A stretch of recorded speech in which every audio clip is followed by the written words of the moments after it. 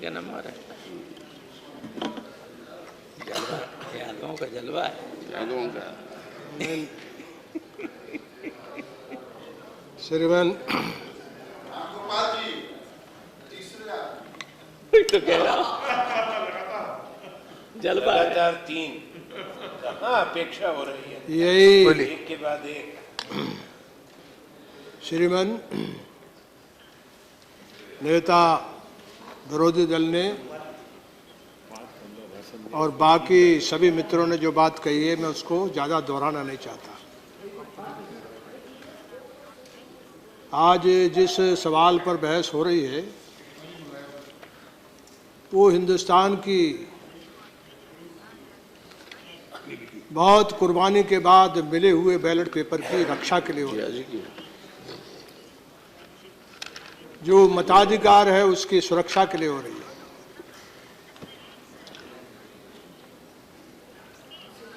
और not parliamentary. बोलिए आप कुछ इशारा नॉट आपके लिए नहीं बोला। आप कुछ कह रहे हैं सर, सीज कर लीजिए वहाँ के लिए। सर इलेक्ट्रोल माल प्रैक्टिस, इलेक्ट्रोल माल प्रैक्टिस, इलेक्ट्रॉनिक मशीन लगा दीजिए। बोलिए।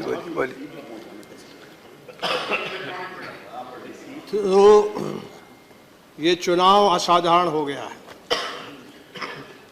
और पूरे देश भर में सुप्रीम कोर्ट ने भी, जो अभी जिक्र कर रहे हैं सभी सदस्यों ने, राम गोपाल जी भी कह रहे थे, गुलाम नबी जी कह रहे थे, सुप्रीम कोर्ट ने जो कहा वो जो ईवीएम मशीन है उसके सुधार के बाबत जो कदम उठाने चाहिए थे, लगभग जो इलेक्शन कमीशन है उसने 13 बार आग्रह किया है कि पूरे देश भर में, मैं अच्छी तरह से जानता हूं, ये नाम नहीं ले रहे थे राम गोपाल जी, अडवाणी जी से लेकर के चंद्रबाबू नायडू जो मुख्यमंत्री हैं आज, बहुत दिनों तक संघर्ष किए, बहुत दिनों तक इस बात को चुनाव आयोग से लेकर लड़ते लड़ते हम लोग सुप्रीम कोर्ट तक गए और सुप्रीम कोर्ट में सारी चीज देखने के बाद ईवीएम मशीन में इतना कहा कि इसको मुकम्मल करने के लिए जरूरी है कि इसमें रिसीट आए, पेपर वेरिफिकेशन हो। वो नहीं हुआ। आज पूरी तरह से जो लोकतंत्र और लोकशाही है उसके ऊपर जो बयान और वक्तव्य आ रहे हैं, बहन मायावती जी जब बोल रही थी तो उनके मन में पक्का है, यकीन है कि ये मशीन ने हमको हरा दिया।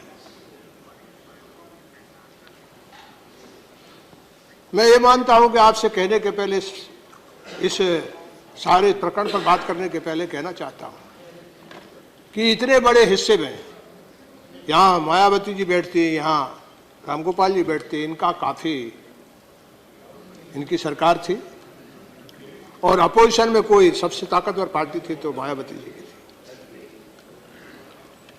और बड़ी पार्टी है कांग्रेस पार्टी। सबकी तरफ से एक बात उठी है। मैं तो मानता हूं कि सुप्रीम कोर्ट ने जो कहा है उसको यदि पूरा किया जाए तो हो सकता है कि यकीन और विश्वास लोकतंत्र में और मजबूत होगा। और देखा जाएगा। देखा कितना अहंकार में है ये, इन्होंने कितने अहंकार है। जावड़ेकर जी हमने 17 चुनाव लड़े हैं। एक बात जान लीजिए कि कई दौर यहां देखे हमने, और जरूर प्रधानमंत्री जी कहते हैं कि थोड़ा फलदार, जितना वृक्ष बड़ा होता है तो झुकने का काम करता है। तो ये जो शंका है, तो आपके माध्यम से जावड़ेकर जी मैं आपसे कहना चाहता हूं कि एक, आजकल तो बहुत टेक्नोलॉजी बहुत एडवांस है, इसके लिए कोई जांच कमीशन बैठ जाए। पूरी दुनिया में ईवीएम नहीं चल रहा है, बड़ी बड़ी जगह नहीं चल रहा है। जर्मनी है, आपका थाईलैंड, कितना पूरा यूरोप है, अमेरिका में थोड़ी जगह चल रहा है। बंद कर दिया। इनमें समय नहीं खराब करूंगा मैं, लेकिन अकेले हमारे देश में तो कोई बात नहीं है, ठीक बात है, लेकिन इस पर कोई ना कोई, और वो ऐसी निष्पक्ष चीज हो कि चाहे हाउस कमेटी बन जाए, हाउस कमेटी बन जाए। हो सकता है जो आप कह रहे हैं कि नहीं हम तो जीते हैं, तो और अच्छा होगा कि पता चल जाए कि आप तो भाजपा तरीके से जीते। ये इसलिए इस विवाद को जरूर मैं कहना चाहता हूं। और जब मायावती जी बोल रही थी और बैठ रही थी तो मुझे 4 बार उन्होंने कहा कि आप बोलिए। उनके चेहरे पे उनको यकीनन ये था कि हमको मशीन ने हरा दिया। अब एक की मुख्यमंत्री है, उन्होंने जब बात ये कही है तो मैं मानता हूं कि सही है, नहीं कि मैं उसमें नहीं आना चाहता, लेकिन मैं इतना जरूर कहना चाहता हूं कि लोकशाही में इतने बड़े पैमाने पर कोई सवाल उठे और उस सवाल का हम समाधान न करें, ये लोकशाही की सेहत के लिए ठीक नहीं है। जो कई सुधार की बात कही जा रही है, एक सुधार का सुझाव हमारे वित्त मंत्री जी ने दिया है, मेरी राय है कि उससे कोई फर्क पड़ने वाला नहीं है। ये देश जो है, एक बार महात्मा जी से 32 में किसी ने पूछा कि आप ये स्वराज स्वराज कहते हो, क्या मतलब है स्वराज का? तो उन्होंने कहा कि बहुत सदियों से उन पेपर चलाते थे हरिजन, मैं जेल में बंद था तब मैं उसको पढ़ा। बोले सदियों से जो कहावत है कि जस राजा तस प्रजा, बहुत विस्तार से लिखते हुए उन्होंने कहा कि जस राजा तस प्रजा, इसको उल्टा कर दो कि जस प्रजा तस पार्लियामेंट होगी, जस प्रजा तस चुनाव आयोग होगा, तस अफसर होंगे, तस सुप्रीम कोर्ट होगा। यानी भारतीय समाज जो है उसकी जो पूरी तासीर है उसके अनुसार ही चुनाव होंगे, उसी के अनुसार लोकसभा और 19 के अनुसार संसद बनेंगी। इसका सीधा मतलब क्या हुआ? मैं ये निवेदन करना चाहता हूं कि इस देश में, मुझे याद नहीं इतिहास का, लेकिन कभी भी जो एडल्ट फ्रेंचाइज है वो लोगों के हाथ में कभी नहीं आया। यानी हिंदुस्तान के लिए गजब और सबसे बड़ी अद्भुत कोई बड़ा कदम है तो हिंदुस्तान का स्वराज है, आजादी है। और उस आजादी का कोई हिंदुस्तान का जो नागरिक है वो सही में उसका अर्थ जब लगाता है, यकीनन लगाता है, तो बैलेट पेपर से लगाता है। आजकल जो बटन दबाता है उससे लगाता है। हिंदुस्तान का आईन जो है उसका कोई इंजन है तो वो ये बैलेट पेपर है, ये राय देता है, यही है। हिंदुस्तान का आदमी बढ़ा हुआ नहीं, हमारा तो पूरा काम जो है वो अंग्रेजी में चलता है। अजीब विडंबना है, वो सवाल में नहीं छेड़ना चाहता, लेकिन इस हिंदुस्तान का सारा आदमी, सारा देश गरीब से गरीब ये मानता है कि जो वोट है लोकशाही की पहचान उसी से करता है। जो कभी उसके पास नहीं जाते थे वो वोट के कारण खाकर उसके घर पे पहुंचते हैं। ये बैलेट पेपर हिंदुस्तान के आईन का इंजन है, इसका चुनाव आयोग है, इसका कस्टोडियन। इसे सुरक्षित करना पैसे का जिक्र है। अध्यक्ष जी, जब मैं चुनाव लड़ा था तो मुझे 74,024 रुपये 25 पैसे उस समय आने में चलते थे। अब मैं चुनाव इस हिंदुस्तान में, मतलब मैंने चुनाव जो लड़े हैं 17 बार चुनाव लड़ चुका हूं। जितना चुनाव लड़ते जाता हूं, आगे बढ़ते जाता हूं, उतना ही दिक्कत पैसे की और साथ होते जाती है। हालात तो ये है कि चुनाव जो हुआ है बिहार में, अब 2014 के चुनाव से ऐसा विकट मामला हुआ है कि आने वाले भविष्य में हमारे जैसे लोग तो आ ही नहीं सकेंगे। अब बदूले में यहां नहीं आएगा, यहां डॉक्टर लोहिया नहीं घुस सकता, यहां जयप्रकाश अटल बिहारी वाजपेयी नहीं आ सकते, अडवाणी जी नहीं आ सकते। ये दौर ऐसा आया है और ये दौर लोकतंत्र के लिए बहुत बहुत, मैं क्या कहूं, इसके लिए मेरे पास शब्द नहीं है। घातक है, भयानक है। यानी हमारे पास भी किसी तरह से चंदा करके, और हेलीकॉप्टर जो है वो कांग्रेस, जो भारतीय जनता पार्टी के आप शासक दल के लोग हैं, आपने कहां देश पहुंचा दिया। बैलगाड़ी की तरह चलता जरा सोचना। हो सकता है जिस दिन लोगों का विश्वास इस लोकशाही और लोकतंत्र जिस बैलेट पेपर पर उठेगा, उस दिन बगावत होगी। ये देश पहले उदासीन था, लेकिन हिंदुस्तान के लोकतंत्र ने ऐसा जगाया है कि एक दिन ऐसी बगावत होगी कि साधन के सामने गरीब तो बिल्कुल एकदम गायब हो गया, उसका कोई मतलब ही नहीं बचा। यानी मुझे लगता है कि इस बार उत्तर प्रदेश के चुनाव में लगभग 70 से 80 जो आपकी पार्टी है उसके जहाज और हेलीकॉप्टर लगे हुए थे। हो सकता है, नहीं हो सकता है, हो सकता है, हो सकता है, मगर नहीं हो सकता है। अध्यक्ष जी मैं बात इसलिए देता हूं, मैं बात इसलिए लेता हूं, हाँ इनका भी, इन्होंने भी कोई कम नहीं किया। यहाँ इनके हाथ बहुत वर्षों से है। और ये भी जान लीजिए कि हम 4.5 साल जेल में रहे, कोई दिक्कत नहीं। जो आप कह रहे हो हो सकता है कि मेरे पास जो लोगों ने कहा वो अतिरिक्त से कहा, लेकिन आपके पास सबसे ज्यादा साधन थे, हेलीकॉप्टर से ज्यादा थे, आपका जहाज सबसे ज्यादा थे। ये तो एक है पैसे का साधन का। राम गोपाल जी जब बोल रहे थे तो इन्होंने कहा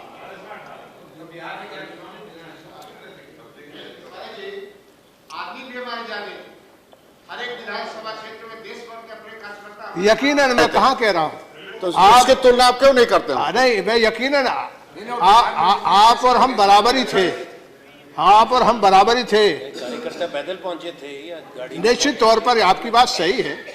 हो सकता है आपके पास इस समय काफी आदमी हैं, मैं वो नहीं कह रहा हूं। मैं ये कह रहा हूं कि ये साधन, ये बैलेट पेपर जब बांझ हो जाएगा साधनों के बोझ से, मैं उसकी बात कर रहा हूं। वो आपके लिए नहीं, इनके लिए नहीं, मेरे लिए नहीं, हिंदुस्तान की जनता के लिए मैं कह रहा हूं कि ये बैलेट पेपर जो है वो जो पुरुषार्थ के साथ नतीजा देना चाहिए उसमें वो ताकत और दम नहीं बची, वो धीरे धीरे घट रहा। मैंने अपना उदाहरण क्यों दिया, मैंने क्यों कहा डॉक्टर लोहिया नहीं आ सकते अब यहां अटल बिहारी वाजपेयी जी नहीं आ सकते, कठिन है। हाँ पार्टी दया कर दे तो हो सकता है, हो सकता है, बहुत कठिन है। साधनों का और इस साधनों का विस्तार जो है वो इतना यकीनन मैं कहना चाहता हूं कि आपकी पार्टी ने बहुत बढ़ाया है। ये आपके लिए, देश के लिए सेहत ठीक नहीं है। दूसरी चीज मैं कहना चाहता हूं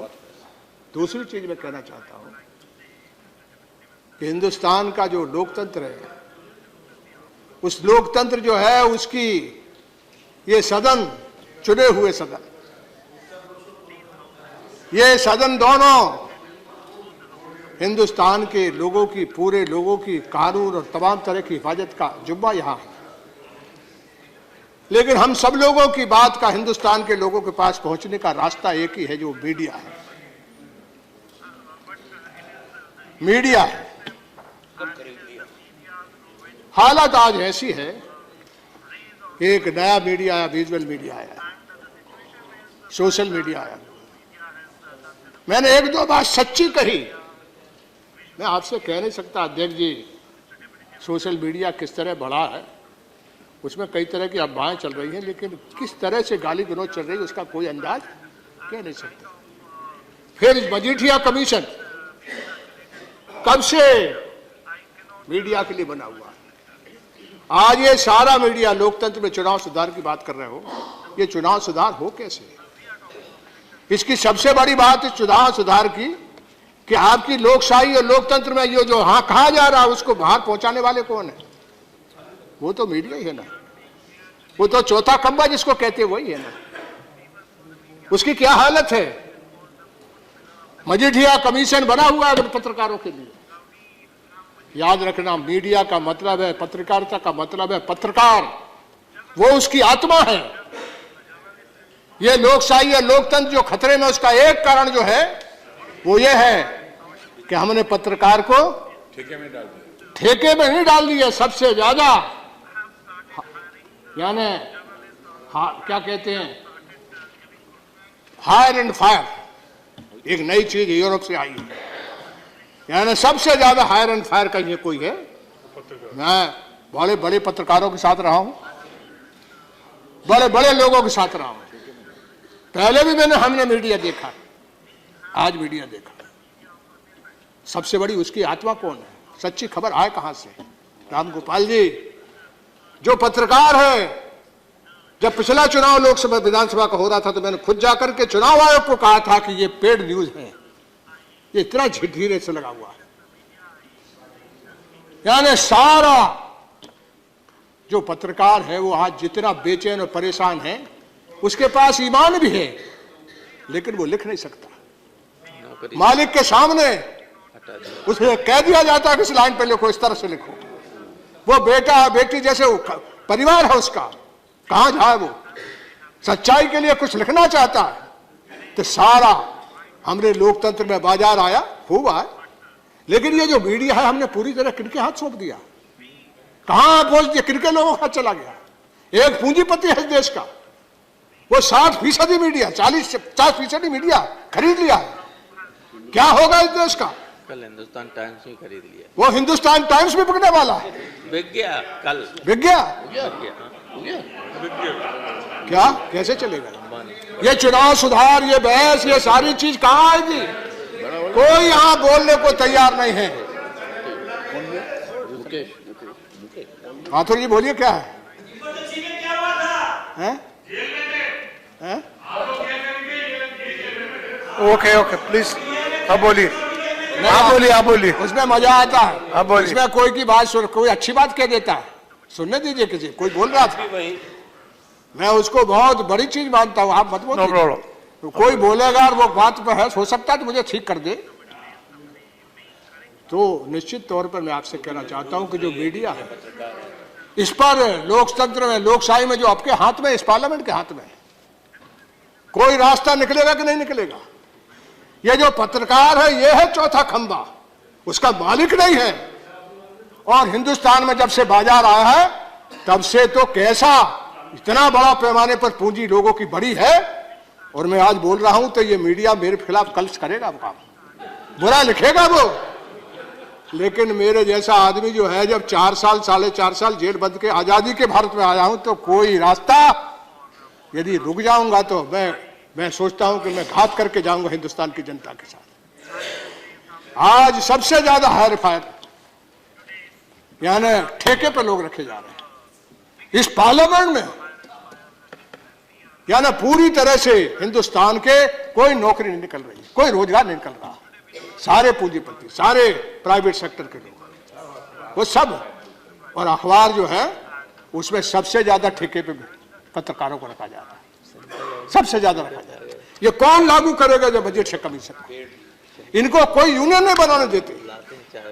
किसी पत्रकार से बात करो तो वो दहशत में आ जाएगा, उसका मालिक दूसरे दिन उसको निकाल फेंक देगा। कैसे मीडिया सुधरे? नहीं सुधरेगा तो ये चुनाव सुधार की सारी बहस ही मर जाएगी। ये भी छाट के देंगे। ये मालिक बोलेगा किसका देना किसका नहीं देना है, रोज बोलता है ये।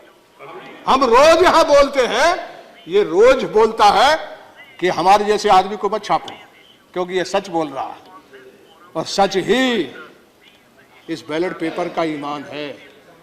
ये जो वोट है इसका सबसे बड़ा ईमान बैलेट पेपर है। इस ईमान का चारों तरफ से पूंजी ने घेर लिया है, बड़े पैसे वालों ने घेर लिया है। और सबसे मुश्किल यह है कि बहस करें तो कैसे करें? वो बहस, इतना बड़ा देश है, कॉन्टिनेंट है ये, हमारी बहस और हमारी बात कहीं जाने को तैयार नहीं है, कहीं पहुंचने को तैयार नहीं है। ये सारा अखबार का मालिक सब पूंजीपति और कई धंधे कर रहे हैं, यानी बड़ी बड़ी जमीनें ले ली, ये कई तरह के धंधे कर रहे हैं। यहां घुसे आते हैं, यहां घुसे आते हैं, इनको सब लोग देते हैं टिकट। मैं आपसे कहूं कि ये लोकतंत्र है, कभी बचेगा नहीं। एक कानून बनना चाहिए कि यदि कोई मीडिया चलाता है, पत्रकारिता अखबार चलाता है, तो तीसरा कोई दूसरा धंधा नहीं कर सकता। नहीं, और क्रॉस होल्डिंग बंद कर दो। क्रॉस होल्डिंग बंद होना चाहिए। पहला कानून पास करो। कैसे हिंदुस्तान नहीं सुधरता? हमारे जैसे लोग, कई लोग हिंदुस्तान में हैं जो सच को बहुत बगावत के साथ बोलेंगे। हिंदुस्तान बनाने के लिए पहले लोगों ने किया है। मैं नहीं मानता आज ऐसे लोग नहीं है, बहुत लोग हैं। हम सच को जमीन पर उतारना चाहते हैं। कैसे उतारे? इतना बड़ा देश है, कैसे बहुत उतारे? अच्छा बोल रहे हैं, इनको बोलने कैसे उतारे? ये सारे लोग सुन रहे हैं। अभी तो केवल 20 मिनट हुआ है। कैसे उतारे? 30 मिनट का। यानी ये पूरा का पूरा जो चौथा कमरा है उस पे इमरजेंसी लग गई, आपातकाल लग गया, अघोषित आपातकाल लगा हुआ हिंदुस्तान में। ये जो पत्रकार है ऊपर बैठा हुआ, वो कुछ नहीं लिख सकता, कुछ उसके हाथ में नहीं है। जितना नीचे जाता है, सूबे में और जाता है, तो वहां की सरकार की मुट्ठी में मीडिया हो जाता है। जो कुछ पत्रकार लिखता है उसको गाली देता है लोग। गाली नहीं, उसको निकाल के बाहर करता है, उसको निकाल के बाहर करता है। कैसे ये देश बन जाएगा? ये कैसे सुधार कर लोगे आप? आपसे नहीं, सबसे कहना चाहता हूं, सुधार कैसे हो जाएगा? क्यों नहीं बहस होती इस मीडिया पे? क्यों नहीं कानून बनता? कोई भी व्यापार नहीं कर सकता, कोई किसी तरह की क्रॉस होल्डिंग नहीं कर सकता। तब पत्रकार, तब हिंदुस्तान बनेगा। हिंदुस्तान जिस दिन आजाद हुआ था इसी तरह था। गणेश शंकर विद्यार्थी था, गणेश शंकर विद्यार्थी था जो हिंदुस्तान की एकता के लिए जान दे दिया। 4 times। मैं आपसे कहूं कि इस पार्लियामेंट में मैं सरकार से, रविशंकर जी आपसे निवेदन करना चाहता हूं, रावड़ा जी आपसे करना चाहता हूं। आज आप यहाँ हैं, हम हैं यहाँ, कल चले जाएंगे, लेकिन आने वाला हिंदुस्तान का जो गरीब आदमी है, मजदूर है, किसान है, उसके बाजू में लोकतंत्र नहीं, दूर हट गया है। उसके बाजू में लोकतंत्र नहीं है। कितने ही तरह से स्टैंड अप करिए, कितने ही तरह के योजना बनाइए, आपकी कितनी तरह की थोड़ी ताकत लगेगी। इनने भी लगाई, मैं नहीं मानता कि लोगों ने किया। बहुत कुछ हिंदुस्तान में करने का कोशिश की, लेकिन गरीब के पास नहीं जाता। वो गरीब के पास नहीं जाता है। यानी पेड न्यूज तो जो है, मैं पिछली बार गया था जब इनका यहाँ चुनाव हो रहा था, तो मैं 3 अखबार के लिए गया था। उन अखबारों में मेरा छपने बंद, में पूरा महीने भर कंपेन कर रहा था, उनमें एक लाइन मेरे बारे में नहीं आई। मेरे बात भाई आज भी नहीं छापेंगे, आज भी वो नहीं छापेंगे, क्योंकि वो मालिक बैठा हुआ है। वो सारे पत्रकार हम मेरी बात को हृदय से जब्त करेंगे, लेकिन उसका मालिक उसको तबाही करेंगे, अभी उसको तबाही करेंगे। मैं आपसे कहता हूं कि कानून इसका बनना चाहिए। जब लोकतंत्र से तब सुधरेगा जब आप अखबार का मालिक जो है वो धंधा एक करेगा, एक या तो वो पत्रकारिता करेगा और नहीं तो दूसरा धंधा नहीं करेगा। दूसरा धंधा वो बेईमानी करने के लिए अखबार चला रहा है, अखबार बेईमानी करने के लिए चला रहा है, लोकतंत्र का नहीं चला रहा, हिंदुस्तान के किसान मजदूर के नहीं चला रहा। अखबार के मालिक एमपी बनेंगे कि नहीं बता दीजिए जरा। वो सब चीज की बहस हो जाए, वो सब चीज की बहस हो जाए। जिस दिन मालिक अखबार का मालिक जो है उद्योगपति नहीं होगा, तो जरूर पत्रकार को लाइए। शरद जी, बहुत टाइम लिया आपने। देखिए, मैं निवेदन अंत में यही करना चाहता हूँ कि मैं 10 सवाल नहीं उठाया। अभी उठाएंगे। मैं 10 सवाल नहीं उठाया। मैंने बहुत से सवाल उठाना चाहता था, लेकिन आप कह रहे हो कि वोट तो ईमान है। हिंदुस्तान के लोकतंत्र का यदि कोई एक मतलब है तो ये वोट ईमान है। ये ईमान खतरे में है। इसे बचाने के लिए पहली मैंने आपसे शर्त रखी कि मीडिया जो है वो पूरी तरह से जनता से काट दिया गया है। उसके मालिकों ने हिंदुस्तान की जनता से उस मीडिया को पूरी तरह से अलग कर दिया। 1 नंबर 2, ये जो आपका ईवीएम है, मैं पक्की तौर पर कहना चाहता हूं कि मैं इसके खिलाफ बहुत लड़ा। ओके, अडवाणी जी भी साथ थे, चंद्रबाबू भी थे। ओके, हाँ, लेकिन सुप्रीम कोर्ट ने जो बात कही है, एक बड़ी बात कही है, वो पैसा उसमें लगेगा। पैसा लगेगा, लेकिन लोकतंत्र के बचाने के लिए वो पैसा बहुत ज्यादा नहीं है। 3100 करोड़ मैं सरकार से कहूंगा कि उसको पूरी तरह से मुकम्मल लागू करें, और वो लागू ना हो तो अपने नेता प्रेसिडेंट गुलाम नबी जी ने सब कहा कि 2 सूबों में जरा बैलेट पेपर जो है पुराने हो जाए, या ना गुजरात में भी है और आपके हिमाचल में, तो बराबरी का खेल हो जाए। और यदि पक्का तौर पर आप जो सुप्रीम कोर्ट का आदेश है उसको लागू करने के लिए उसमें 13 पत्र लिख चुका है, आपका चुनाव आयोग जो है वो 13 पत्र लिख चुका है। और चुनाव आयोग के बारे में मेरा कहना है कि हमने जब इसको मुहिम चलाई थी, जब बीजेपी के लोग हमारे साथ थे, तो जो प्रधानमंत्री अरविंद आपके नरसिंह राव जी थे, आज नहीं है, वो बड़े सज्जन और बड़े यानी डेमोक्रेट आदमी थे, बड़े उनको जमीन का ज्ञान था। हमने 3 आदमी का कमीशन बनाया था, विद्याचरण शुक्ल वहाँ पार्लियामेंट्री थे, मैंने ब्याह करके उनसे कहा कि ये चुनाव आयोग जो है बाकायदा सामाजिक जो पृष्ठभूमि देश की उसको जरूर ध्यान रखे। इसमें एक माइनॉरिटी का अकलियत का आदमी होना चाहिए, एक बैकवर्ड क्लास, शेड्यूल्ड कास्ट और ट्राइबल में से एक आदमी होना चाहिए, और बाकी जो है वो बाकी किसी काबिल आदमी का किसी तरह से लगाना चाहिए। आज ये मौके कमीशन बिगड़ गया। ये जो बात की थी हमारे और उनके बीच में जो करार था वो टूट गया है। इसलिए चुनाव आयोग जो है, मैं ये यकीन के साथ कहना चाहता हूं कि हिंदुस्तान का चुनाव आयोग एक ऐसी संस्था है जिस पर हिंदुस्तान के लोगों को बड़ा यकीन है, मुझे भी बड़ा यकीन है। कई बार जब मैं हारता हूं तो मुझे अफसोस होता है कि बूथ कैप्चर हो गया तब मैं हार जाता हूं। बहुत चुनाव मैंने लड़े, मध्य प्रदेश से लेकर दिल्ली, आपके यूपी से लेकर बिहार तक सब चुनाव लड़ते रहा, लेकिन मुझे कभी कभी लगता है, लेकिन इसमें कोई शक नहीं कि चुनाव आयोग तो पूरी तरह से तैयार है। हमको तैयार होना है, हम तैयार हो जाए। और मैं फिर से अंत में कहूंगा, हिंदुस्तान में हमारी जबान जो है वो बंद कर दी गई, बोली रोक दी गई है।